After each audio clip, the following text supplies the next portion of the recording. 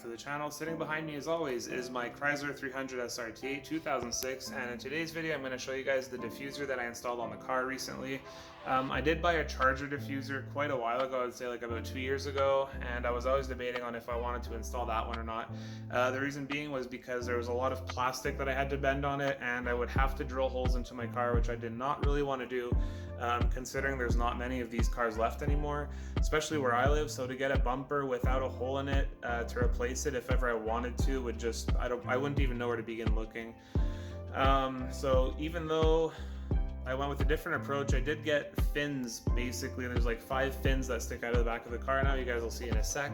It did require a lot of modifying right out of the box, which I'm surprised about, but anyways, so the job is done. No holes are drilled into the car.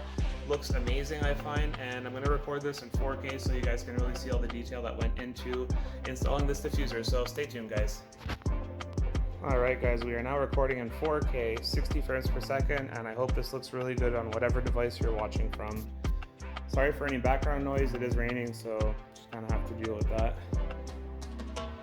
I will start posting more short videos like this of little things I've done to the car, just because a lot of people are asking, like, you know, where'd you get that lip from, or where'd you get the lights from, stuff like that. So actually check out that video if you haven't yet. I did a full review on these Spider auto taillights, so check that out on my previous video that I posted. But without further ado, here's the diffuser, guys. Here's what it looks like. It's 5 fins that are mounted to the bottom of the bumper. I think it looks great. I'll show you guys what it looks like from the side. So I didn't want it to look too ricey, if you want.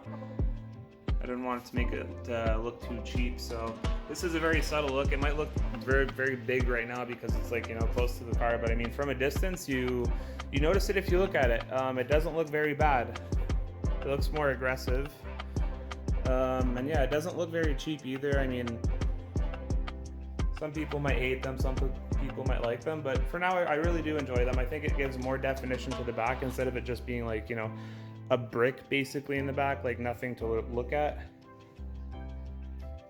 And I'll go ahead and show you guys what they look like up close. I just washed them, so you know, it might be a little humid like this guy over here, but it's gonna dry. So when I got them out of the box, it was actually sticking out from the bumper like a good 1/2 inch, 3/4 of an inch, which I was not okay with. So I had to really cut into like the groove of it and kind of like push it back, if you know what I mean.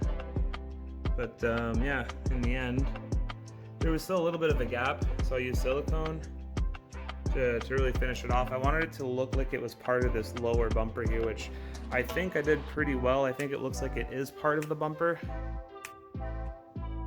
And I'll show you guys what it looks like underneath. So as previously mentioned, I didn't want to drill any holes into the car, and that's what these holes are for. Actually, try to focus there. So these holes that you see are actually supposed to be holes that you drill, come on now, drill into the bumper here with brackets, and you're supposed to drill it into the bumper. But I did not want to do that, so I ended up making myself some brackets that hold on to the back of the bumper. So these are actually, they're not clamps, but they're like chain links, if you want, like chain link jointers or whatever they're called, so you can extend a chain.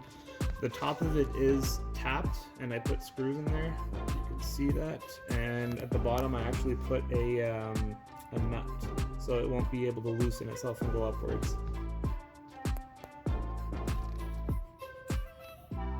And of course, holding on to it is the L bracket, but there's no drilling required, which is beautiful.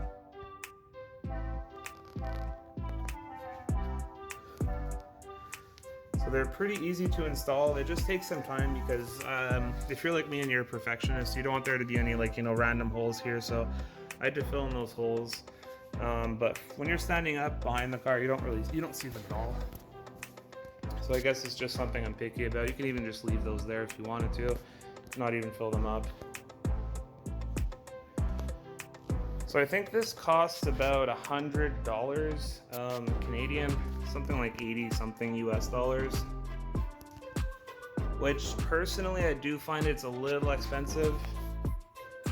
Sorry guys, my video just cut out there, but basically I was saying I do find it a little expensive considering it's literally, if you look up close, it looks like it's just plastic in the middle with some sheet metal on the sides, painted, you know, but it does come with all the hardware and a lot more hardware than you need, which is always good to have spare parts in case something breaks or you lose something, whatever the case is. So a little expensive for what it is, but I mean, you know, I do like the improved look of the car.